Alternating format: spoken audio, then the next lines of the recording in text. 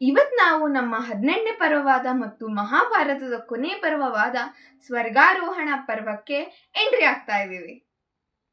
Dharmaraja direct ಆಗಿ ಶರೀರ ಸಮೇತ ಸ್ವರ್ಗಕ್ಕೆ ಹೋಗಿದ್ದಾಯ್ತು. ಈಗ ಮುಂದೇನಾಗುತ್ತೆ? ಯುಧಿಷ್ಠಿರನು ಯಮಧರ್ಮರಾಜ ಮತ್ತು ಇಂದ್ರನ ಜೊತೆ ಸ್ವರ್ಗಲೋಕವನ್ನು ಪ್ರವೇಶಿಸಿದ ತಕ್ಷಣ ಧರ್ಮರಾಜನಿಗೆ ಒಂದು ದೊಡ್ಡ ಆಘಾತ ಎದುರಾಗುತ್ತದೆ. ಆಘಾತನಾ? ಅದೇನದು? ಸ್ವರ್ಗದಲ್ಲಿ ದೇವತೆಗಳ ಸಭೆಯಲ್ಲಿ ದುರ್ಯೋಧನನು ಸೂರ್ಯನಂತೆ ಹೊಳೆಯುತ್ತಾ ಅತ್ಯಂತ ವೈಭವದ ಆಸನದಲ್ಲಿ ಕುಳಿತಿರುವುದನ್ನು ಧರ್ಮರಾಜ ನೋಡ್ತಾನೆ.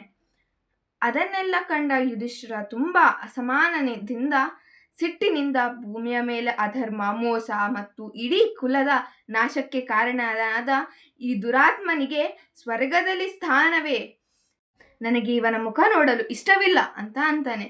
ನಂತರ ತನ್ನ ಧರ್ಮನಿಷ್ಠ ಸಹೋದರರು ಮತ್ತು ದ್ರೌಪದಿ ಎಲ್ಲಿದ್ದಾರೆ, ಅವರು ಇರುವ ಜಾಗಕ್ಕೆ ನನ್ನನ್ನು ಕರ್ಕೊಂಡು ಹೋಗಿ ಅಂತ ಅಂತಾನೆ.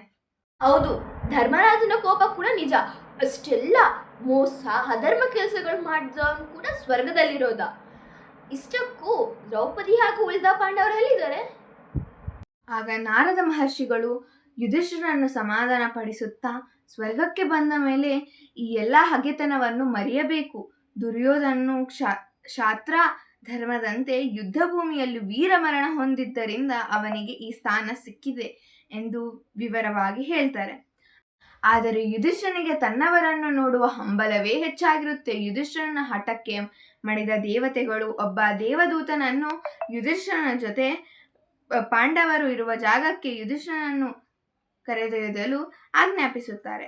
ಆ ದೂತನು ಯುಧಿಷ್ಠಿರನನ್ನು ಅತ್ಯಂತ ಕರಾಳವಾದ ಹಾದಿಯಲ್ಲಿ ನಡೆಸತೊಡಗುತ್ತಾನೆ. ಆ ದಾರಿಯು ಕತ್ತಲೆಯಿಂದ ಕೂಡಿರುತ್ತೆ. ಅಲ್ಲಿ ಹೆಣಗಳ ರಾಶಿ, ಮಾಂಸ, ರಕ್ತದ ಕೆಸರು, ಕೀವು ಮತ್ತು ಮನುಷ್ಯರ ಮೂಳೆಗಳು ಕೂಡ ಬಿದ್ದಿರುತ್ತವೆ.